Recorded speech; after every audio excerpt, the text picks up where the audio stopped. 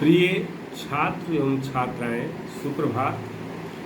हम लोग शिक्षण कौशल के संबंध में चर्चा कर रहे थे, जिसमें 2-3 शिक्षण कौशल पे वार्ता हो गई है।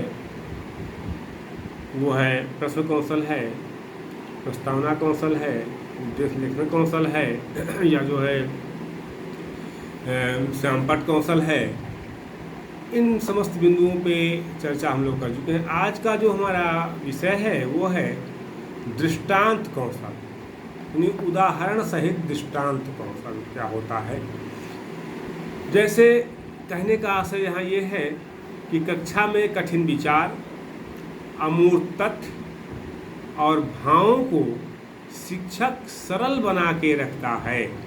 अपनी बात की पुष्टि के लिए वह कुछ वस्तुओं, दशाओं, घटनाओं आदि का वर्णन करता है।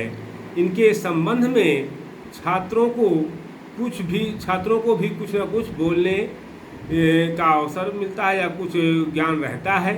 इन्हीं वस्तुओं, घटनाओं एवं दशाओं को दृष्टांत कहते हैं। जैसे आप सपोज कीजिए आप मूल्य शिक्षा पढ़ा रहे हैं, तो मूल्य शिक्षा पढ़ाते पढ़ाते आप रामायण काल का उदाहरण दे सकते हैं कि मूल्यों की रक्षा किस तरह से लोग करते थे। या आप आदर्शवादिता पढ़ा रहे हैं या माता पिता के वचनों को मानने का, यानी अपने से बड़ों का सम्मान करना, अपने से बड़ों का आदर करना पढ़ा रहे हैं, तो आप राम का उदाहरण देते हैं कि किस तरह से राम अपने पिता यानी दशरथ के आदेश का पालन करते थे।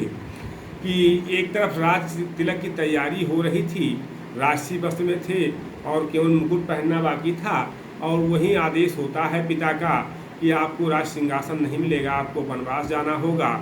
और राम को न राज सिंहासन पाने का सुख था और न ही बन जाने का दुख। यानी पिता के आदेश, जो पिता का आदेश था तो राज सिंहासन ले रहे थे, पिता का आदेश हुआ तो वनवास को चले गए। ये आदर्शवादिता आप बताते हैं बच्चों को, एक एग्जाम्पल दे सकते हैं। ऐसे ही मान लीजिए सामाजिक प्रतिष्ठा के रूप में तमाम उदाहरणों को, तमाम विकल्पों को आप दर्शा सकते हैं।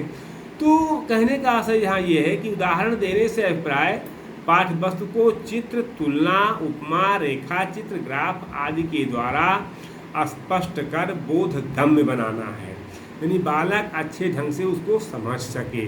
माता पिता के बारे में आपको बताना है तो मात भक्ति के बारे में श्रवण कुमार का भी उदाहरण आप दे देते हैं। तो इस तरह से है। उपयुक्त जो विद्वान हुए हैं, ये विद्वान तमाम विद्वानों के विचार का अध्ययन जब हम करते हैं तो ये निष्कर्ष निकलता है कि शिक्षक विषय वस्तु को उचित ढंग से समझने हेतु जिन तकनीकों का काम में लाता है, यानी जिस विधियों को काम में लाता है, वह सभी उदाहरण है। जैसे चार्ट है, कहानी है, मुहावरे हैं, चुटकुले हैं, लेख हैं, तमाम, लेकिन इनका संबंध विषय वस्तु से अवश्य जोड़ा जाना चाहिए, ये तभी सार्थक हो सकेंगे। आप ऐसे उदाहरण दीजिए कि आपका जो विषय वस्तु है, जो टॉपिक है, उस टॉपिक से अलग उदाहरण दे दीजिए। कोई मतलब उसका नहीं है, कोई औचित्य उसका नहीं है, उससे बच्चों का समय और श्रम निरर्थक जाएगा। तो इस बात का ध्यान रखा जाना चाहिए कि जो भी उदाहरण, जो भी दृष्टांत छात्रों के सामने अध्यापक के द्वारा रखे जाएं, वह टॉपिक से संबंधित हों, विषय वस्तु से संबंधित हों। दृष्टांतों अथवा उदाहरणों का संबंध पाठ के उद्देश्यों से होना चाहिए। छात्रों के स्तर के दृष्टांत होने चाहिए। स्तर का आशय यहाँ इकोनॉमिक स्तर नहीं है, स्तर से आशय मानसिक स्तर और कक्षा के स्तर के अनुसार होना चाहिए। मुख्य संप्रत्यय से भी इनका संबंध होना चाहिए। दृष्टांत रोचक हों, संक्षिप्त एवं विविधता के लिए भी हो दृष्टांत, तभी ये सार्थक सिद्ध हो सकेंगे। अब इतना बड़ा दृष्टांत दे दीजिए कि 1 घंटा आपका बीत ही जाए। हम लोग पढ़ाते थे, हमारे साथ एक टीचर थे रामनगर रामनगर में दर्शन शास्त्र पढ़ाते थे, और वो हिंदी के प्रकांड विद्वान थे, उद्भट विद्वान कह लीजिए आप उनको। तो वो पढ़ाते पढ़ाते दर्शन शास्त्र पढ़ा रहे थे, फर्स्ट पेपर हुआ करता था बीएड में, और वो हिंदी में चले जाते थे। लड़के कहते थे कि सर त्रिपाठी जी तो पढ़ाते पढ़ाते हिंदी में चले जाते हैं, हिंदी से निकल ही नहीं पाते हैं, दर्शन तो लौट ही नहीं पाते हैं। ये भी थोड़ा सा बोरियत हो जाएगा, क्योंकि आप जिस विषय को पढ़ा रहे हैं लौट के वहाँ आपको आना है। दृष्टांत को आप अपने टॉपिक से जोड़ दें, आपका शिक्षण सफल रहेगा। तो ये चीज़ हो, इनमें शाब्दिक और अशाब्दिक साधनों का प्रयोग किया जाता है। शाब्दिक साधनों के रूप में मौखिक उदाहरण है, महापुरुषों की जीवनियाँ हैं, उनके आदर्श हैं, लघु कथाएँ हैं, घटनाएँ हैं, चुटकुले आदि हैं।